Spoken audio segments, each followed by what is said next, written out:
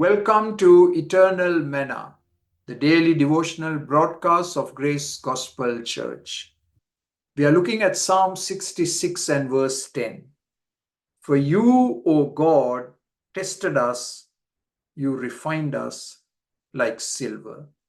And yesterday we said this refers to the smelting process of a precious metal that has to be subjected to the furnace so that all the dross can be removed and it can be declared pure, high quality, valuable, and such a metal will fetch a very high price.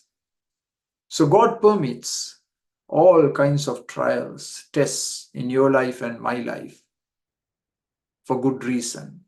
And we were looking at a few P words. And yesterday we said it is prolonged. We also said it is painful. But we also said it is purposeful. And here is a fourth P word. It is praiseworthy. It is praiseworthy.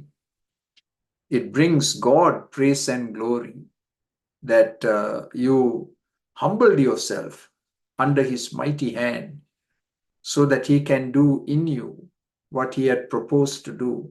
It brings praise to him.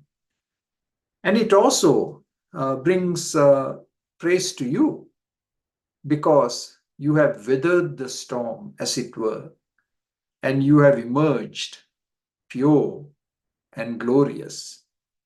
And so it is praiseworthy.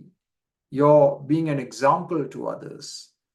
Your life is going to speak volumes. Others are encouraged. Others will come to you for counsel, for prayer. It is praiseworthy. And here is another P word. We become partakers of his holiness. That's what Hebrews 12:10 says. We become partakers of his holiness. And another way of saying it is we become more Christ-like. We become more Christ-like. In each one of us, there is so much of impurity, imperfections, so many failings, inconsistencies that God has to deal with. You read all the Bible characters. I think particularly of Jacob in the Old Testament. And he became a patriarch.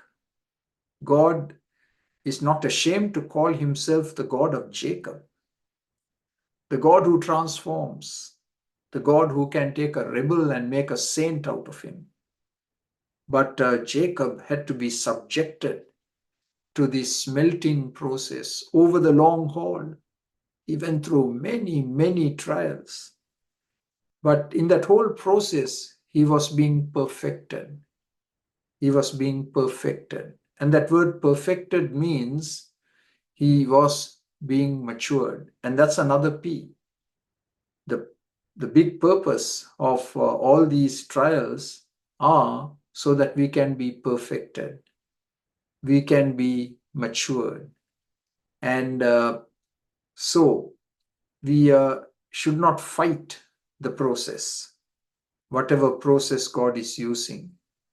And the process can include people. God can use all kinds of people to break us, to humble us. And we can't fight that process. We can't fight those people. We submit to the Lord. We submit to the Lord with regard to all the circumstances of our life.